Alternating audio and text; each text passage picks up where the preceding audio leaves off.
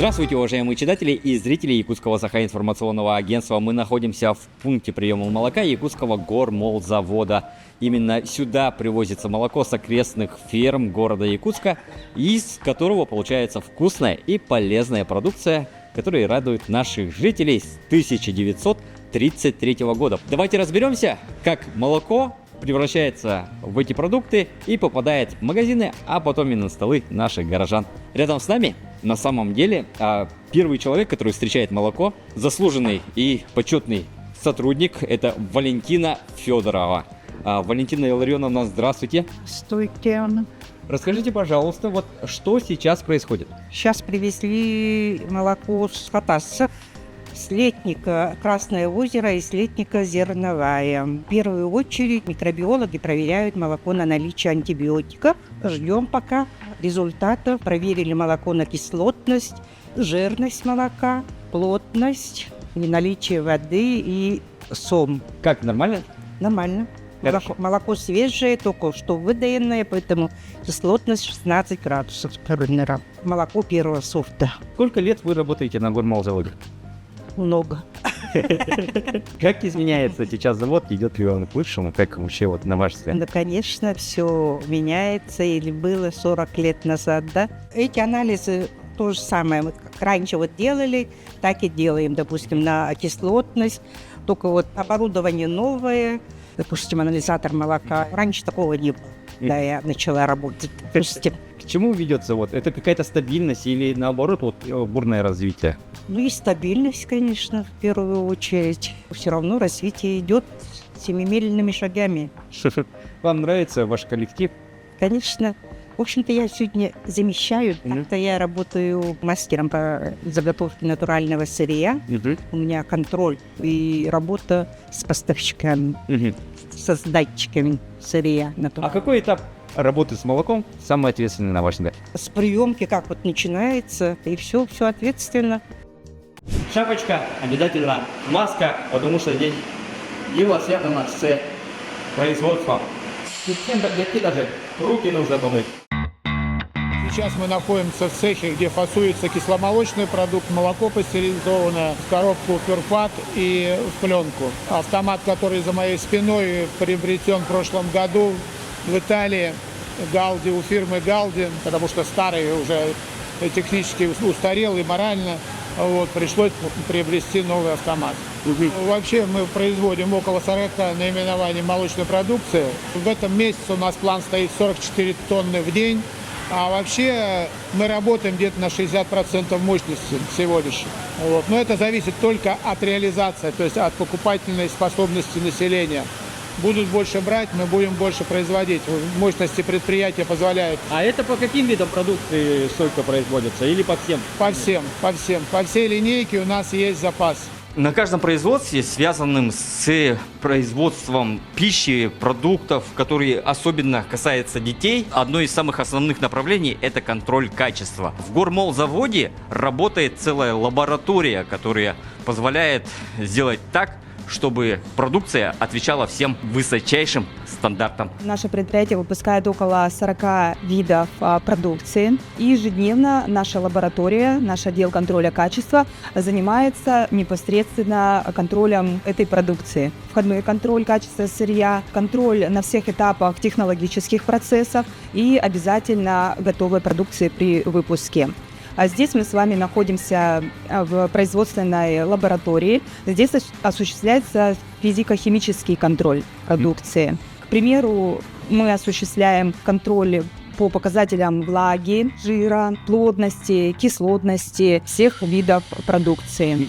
А также у нас есть оборудование, современный газожидкостный хроматограф. Сюда помещается проба, и микроиглой проба захватывается, проходит через систему, считывается, расщепляется на спектр высокомолекулярных жирных кислот, и по результатам сравнения мы уже оцениваем показатели, насколько фальсификат это, либо нет. А на каких этапах производства у нас проходит контроль качества?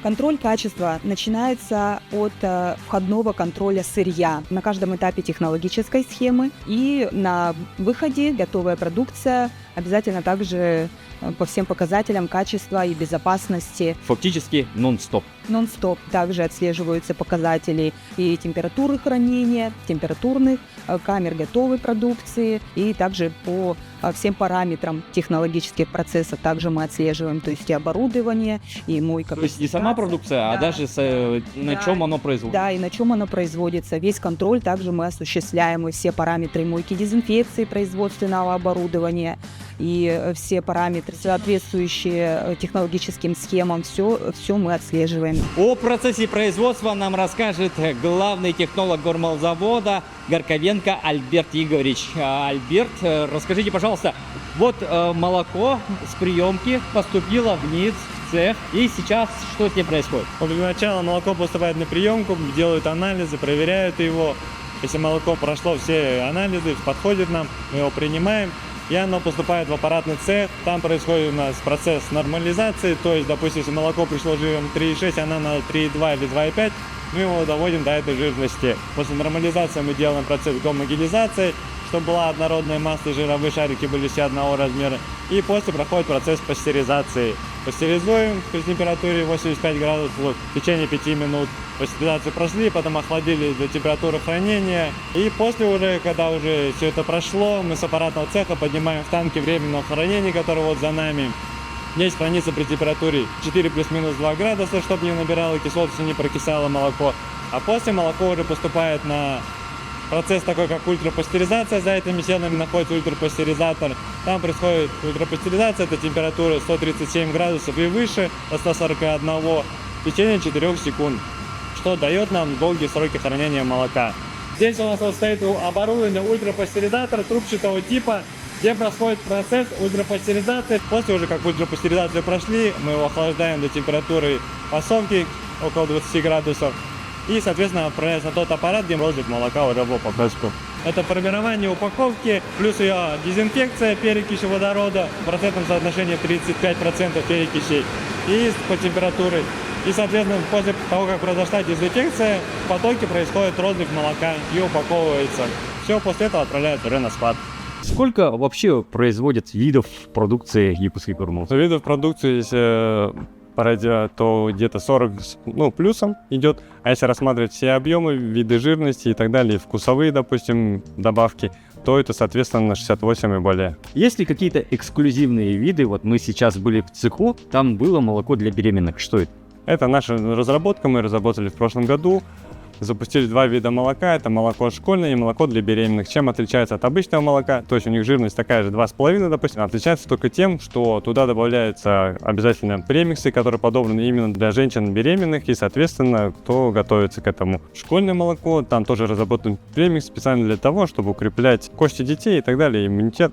В основном это витамины А, D3, Е и В6. Рекомендуете? Да, рекомендую, конечно, в эти моменты, чтобы поддерживать себя витаминами. Ну, допустим, если смотреть не только молоко рассматривать, то у нас еще есть 2 новых вида продукции. Это сметана 20% и йогурт 4%. Основной наполнитель это персик и клубника. Среди жителей города Якутска, наверное, нет ни одного жителя, у которого вот эта упаковка не вызвала бы ностальгических воспоминаний. Тем не менее, завод развивается, завод постоянно находится в движении, и как мы с вами заметили, вносит новое в свою продукцию. Качественная пища почти что 100 лет производится. Раскроем маленький секрет, с нами поделились. Сейчас Гормолзавод работает над линейкой новой якутской продукции, например, сорот.